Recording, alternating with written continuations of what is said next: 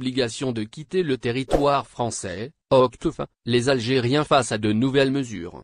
Sous la pression des règles d'immigration et d'intégration établies par le gouvernement de Macron, les Algériens résidant à l'Hexagone font face à de nouvelles mesures relatives à l'obligation de quitter le territoire français, OQTF. ZRDI vous dévoile tous les détails, ce samedi 14 janvier 2023. En effet, le gouvernement d'Emmanuel Macron mène d'efforts pour expulser les sans-papiers résidant sur son sol. Face à cette mesure administrative des étrangers, les Algériens font régulièrement face à de nouvelles mesures relatives à sa loi de l'obligation de quitter le territoire français, OQTF. Celle-ci est, rappelons-la, prise par le préfet pour renforcer ses dispositifs d'éloignement. Effectivement, cette mesure administrative a pour objectif d'expulser une personne du territoire français. Cela dit, un ressortissant étranger qui est sous le coup d'une OQTF est amené à quitter volontairement la France dans un délai de 30 jours. Dans une autre situation, le principal concerné pourrait également être sous l'obligation de quitter le territoire dans les 48 heures. Par ailleurs, à la fin du délai fixé, si le concerné se retrouve toujours sur le territoire français, ce dernier peut être placé en centre de rétention ou assigné à résidence. Cela concerne les personnes qui ne détiennent pas de titre de séjour ou entrées illégalement en France, ou encore celles qui sont restées au-delà de la validité du visa, soit les personnes dont le titre de séjour a été retiré, refusé ou n'a pas été renouvelé. OQTF, de nouvelles mesures dernièrement mises en place. En effet, depuis quelques semaines déjà, la loi française stipule qu'une personne concernée par l'OQTF devrait figurer sur une liste. Celle-ci concerne les noms des individus inscrits sur le fichier des personnes recherchées. Et ce, afin de faciliter le travail aux services de police.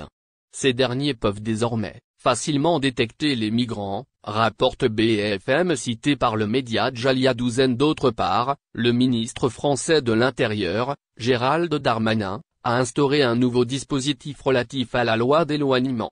Ce dernier porte sur le suivi des personnes mises sous obligation de quitter le territoire français, OQTF, de manière plus systématique. Cela afin de permettre aux autorités du pays de vérifier que le migrant a bien quitté le sol au bout des 30 jours. Visa Schengen pour les Algériens, l'ambassade de France fait une annonce importante. L'ambassade de la France en Algérie a fait une annonce importante au sujet de la demande de visa Schengen. Dans une publication sur sa page Facebook, la représentation diplomatique a fait savoir que désormais les dossiers seront déposés au niveau du centre VFS Global. Les demandes de visa pour la France ne se feront plus désormais au niveau de l'ambassade de ce pays en Algérie.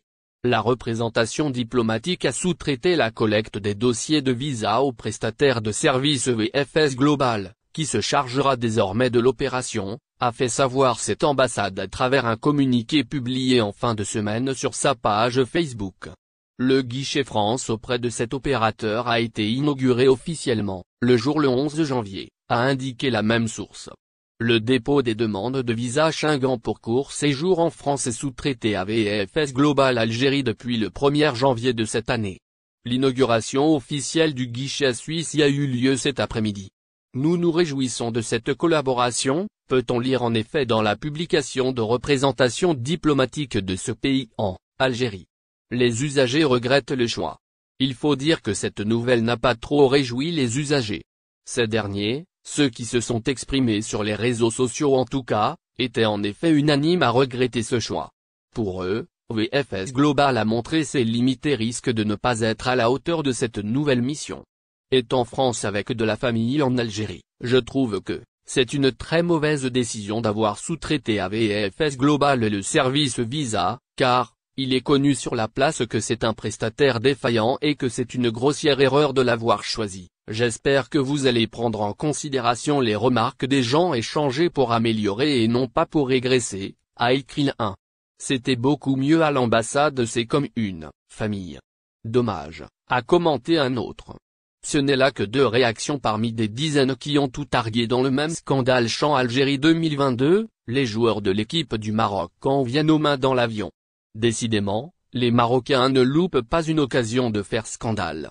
Après une énorme mise en scène à l'aéroport de Rabat ce vendredi matin dans l'espoir de rejoindre le Champ en Algérie via un vol direct avec sa compagnie sans faire d'escale en Tunisie, l'équipe du Maroc fait une nouvelle fois un bad buzz et devient la risée du web.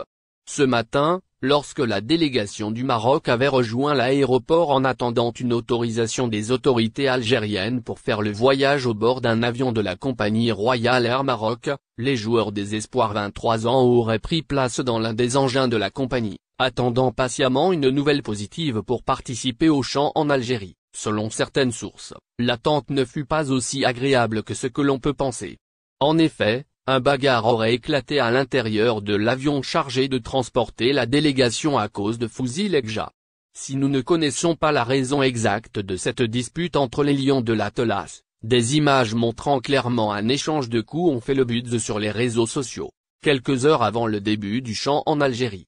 En effet, en cette matinée de début du chant en Algérie, l'équipe du Maroc 23 ans s'est dirigée vers les coups de 10 heures algériennes vers l'aéroport Rabat-Salé, espérant un vol direct Rabat-Constantine.